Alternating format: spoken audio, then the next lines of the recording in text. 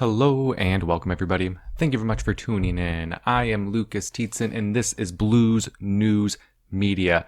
Today we're going to be talking about a topic that is really important to me, at least something that I have been concerned about for quite some time, and that is the rapid acceleration in autonomous weapons, artificial intelligence, and robots on the battlefield used in war. You see all these things in media of your Terminators and was it iRobot and things like that, and it's all it's fun to watch, and the good guys always seem to somehow maybe win in the end. But life is not a movie, and it's getting pretty serious as we march forward. What really prompted me to want to do an episode on this is this article right here from NextGov.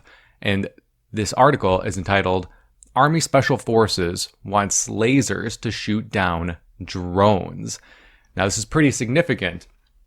It's basically be drone-on-drone warfare. This is the beginning of it all. I think, back in maybe 2018, there was the first reported case of one drone taking out another drone. And that was years ago. And at the time, it got a lot of people interested in drone warfare. But this is, specifically, the Army Special Forces is seeking out laser weapons for drones for the purpose of taking down drones. Not enemy combatants on the battlefield in faraway places. These are drones. And just reading a bit of this article here, it opens up with, the Army wants to protect Special Forces operators from unmanned aerial systems, better known as drones, by shooting them out of the sky with high-energy weapons, better known as lasers. The Army Rapid Capabilities and Critical Technologies Office added a new section to its broad agency announcement vehicle for cutting-edge technologies, putting out a call under Counter Unmanned Aerial System High-Energy Laser, or the not-so-sexy way to say it, CAHSUSL. The primary opportunity and purpose of this effort is to integrate a government-owned high-energy laser subsystem with a power and thermal subsystem and sensor package to demonstrate increased lethality in negating SUAS, it says. And then it kind of down here mentions what exactly are they looking for? What do they want in this new laser packing drone? And one of the criterias is detect and categorize class 1 and 2 UAS threats at standoff ranges. Now that may seem like mumbo jumbo. It certainly seemed like mumbo jumbo to me. I had to go ahead and look up what these terms meant. Class 1 and 2, I guess they have categories. It's like out of 5 classes for drones, and the first 1 and 2 are different levels of surveillance drones. So that'd be other foreign nations sending over drones to spy on us. So that is what they are specifically trying to attack right now. And at standoff ranges is a very broad term in security operations, and it's really just kind of like protecting your facility, whether it be a fixed facility or a mobile one. So maybe say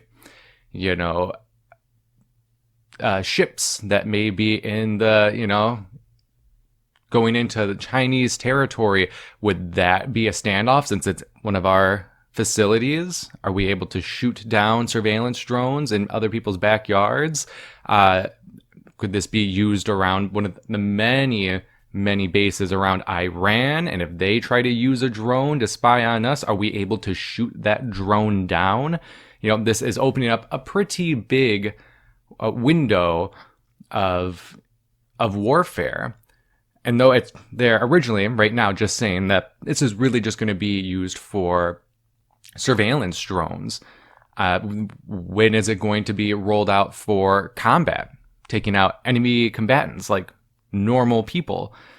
That remains to be seen, but I mean, they're discussing it. They are in the process of making these things.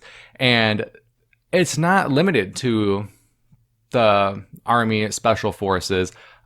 Lots of people are just seeking out this sort of technology. This one's also from NextGov, and this one just says, government seeks dog-like and throwable and other objects. And if you can see here, there's this picture of, oh, it's so cute.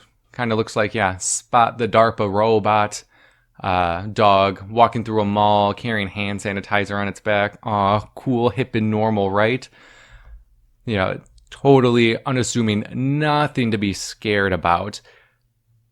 But we can see that there are still not just the U.S.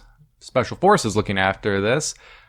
We also see here, this article opens up with, the Air Force has fresh needs for not-so-large robots, according to 2 notices published online this weekend. And several non-military agencies are also working this month to meet modern demands with different types of evolving electronic machines. A 4-legged dog-like robot to help patrol small battle spaces and provide needed data resources is one product the Air Force is considering, officials confirmed in a request for information released Sunday. And that may be for battle spaces. I don't know if anybody remembers, but we've reported on it here that at a U.S. Air Force base, they were using these kinds of robots, these Spot-like robots, to walk around and surveil the perimeter of an Air Force base. Now, I don't know if this is going to be specifically then for the war scene, actually on the ground in the midst of everything. I don't know, but we can see that they are slowly moving it up. Right now, it's just looking after bases. Now it's going to be patrolling small battle spaces. I mean, how long until it's just out there? That is what we have as the new means of warfare. But it also mentions, where was it down here? Oh, yeah. So the service is also interested in a Throwbot, or Throwable micro robot that enables operators to obtain instantaneous video and audio reconnaissance within indoor or outdoor environments. In a separate document published Saturday, the Air Force listed applications envisioned for this technology, including for locating subjects or confirming the presence of hostages in risky locations. It would essentially be used to move through structures, sending back real-time videos of all that's inside. Now, I mean, how they paint these things, oh, it's beautiful, it's gonna save lives, it's really going to change the face of surveillance and war, it's gonna take humans out of the picture, thus saving lives. Whether or not you agree with that, I mean, this has major implications. Right now, with a lot of local U.S. Police departments, they also a lot of them are utilizing drones for surveillance. I know a lot of reports were going on during the protests of 2020 that police departments were using drones to actually surveil the protests. Now, sure, this will be used for the war scene. How long until that sort of technology is then schlepped off on the police departments and they can use these throwable micro drones to surveil us? Is that a gray area? Will that be legal? Who knows? But the technology is being worked on right now, and that is incredibly concerning. But hey, at least we'll have Spot the DARPA robot hand sanitizer dogs. And lastly, for this kind of general block of information, so we have the U.S. Special Forces trying to equip their drones with lasers in order to combat surveillance drones. We have the Air Force wanting DARPA robot dogs in the battle space, and they want throwable micro robots in order to collect data And now we have one other pretty major thing. I got this one from Zero Hedge, and this one is entitled U.S. Army Conducts First Autonomous Vehicle Test at New Facility Near Baltimore. And I mean, it's pretty unassuming right now. You could see this for those listening to the podcast and not watching the video. You see a nice little, kind of cute little Tonka almost looking truck going through the woods, going over a hill, and it's pretty unassuming. But I mean, say they capitalize on this technology and they do something more with it, which you know they will. Technology is advancing at such a rapid rate. Who is to say that this sort of technology can't be then utilized with already existing tanks? And I don't know if you've seen the tanks of late. They're not your grandma and grandpa's tanks that were rolling during World War II. These things are beefy. These things are scary looking.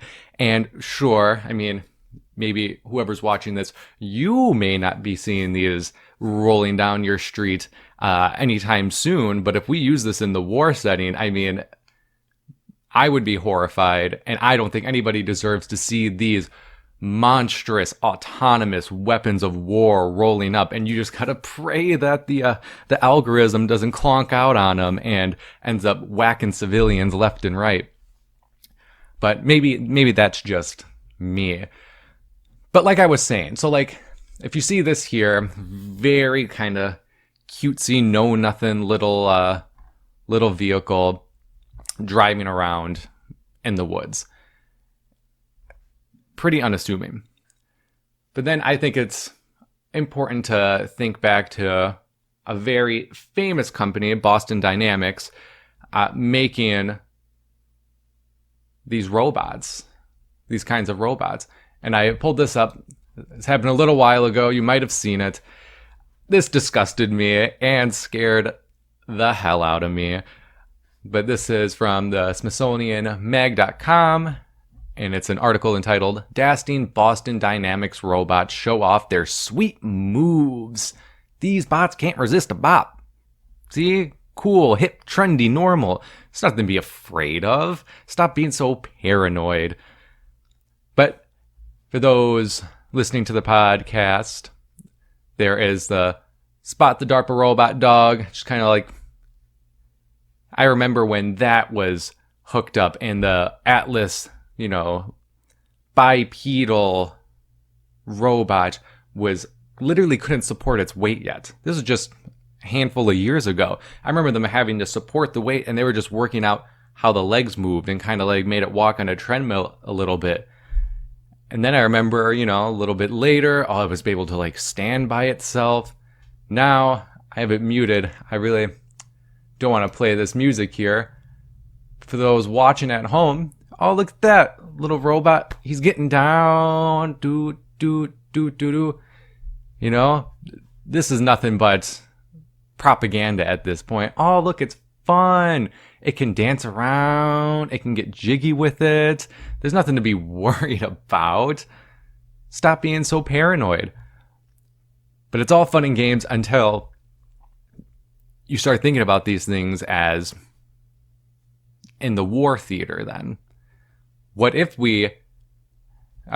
Boston Dynamics sold these things to defense companies and they were able to equip them with, some sort of weaponry, guns, missiles, whatever, lasers, whatever you want to think of it as. And then this being deployed in the war setting. I mean, it's a big question. Where do we stand on that ethically? Especially, are we going to have them so that they are man operated and that there's never a artificial intelligence behind the scenes making the decisions of who is an enemy combatant and who is a civilian? Are we going to even get rid of that power and just hand over life and death to a robot, a computer, an algorithm? Is that what we want? we need to have that conversation right now. We need to have it fast, because this is just accelerating at a rapid rate. And right now, I mean, I'm talking about this in the sense of the war scene. You better believe if they can, they will bring these things to your own doorstep. This will be the new police force, and it'll be great because they'll program them not to be racist like those cops, and they'll take care of everything, fairly, and everybody's going to be so happy with it all. I don't think that's ever going to be the case. I think this is incredibly scary and shouldn't be taken lightly.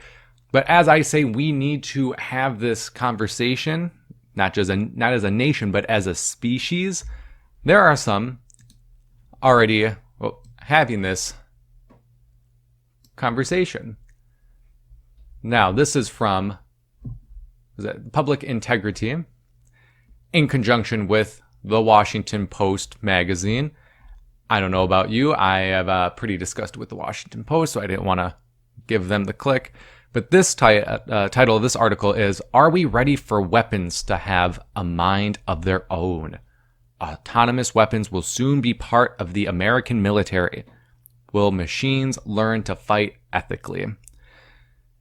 Now, I think this is framing the discussion already. It's coming, it's happening, you better just accept it. And then they're just saying, well, but how will they be able to fight ethically, Will they be the good guys, like the good American soldier? Or are they going to go crazy and rampant and we're going to be living in, Terminator? I think we need to have a discussion of whether or not we should even implement these weapons of war, or probably more appropriately, weapons of mass destruction. But I'll leave this to you to go ahead and read for yourself. It's kind of a lengthy article, but I mean, it really does talk about, it's a very pro-war mindset of how this was written. You can even tell that because look at that. We have a national security reporter. I'm sure he loves the military state. But it's pretty scary. You'll see these things on the street eventually if we do nothing about it. But I know that we can. We just have to have that conversation. This shouldn't be a left versus right thing. This is, we as humans, do we give over the power of life and death to our creation, artificial intelligence? I think you all know where I stand, but where do you stand? I highly encourage you to go ahead and read all of these articles. They will be in the show notes for you, and then discuss it with your friends and family, because this issue is not going to go away, and it's only going to become more prevalent in society going forward. But please, if you can, also like, share, and subscribe to this video and channel. Anything and everything that you can do to support us, we greatly appreciate here at Blues News Media. You can find us on Facebook, Twitter, and Minds. We're on Library and BitChute and YouTube. Please find us there and help support our work. Also, if you don't want to get in contact with me through that, I also have an email at bluesnewsmedia@protonmail.com. Please feel free to contact me with any articles that you think need to be reported on, or let us know if we got something right. Let us know if we got something wrong, your opinion, anything. Don't feel like you can't reach out. Please share your voice with me and the world. Thank you very much for tuning in. I am Lucas Dietzen of Blues News Media, and if you take one thing away from all of this, hopefully it'll be this: ignorance isn't bliss.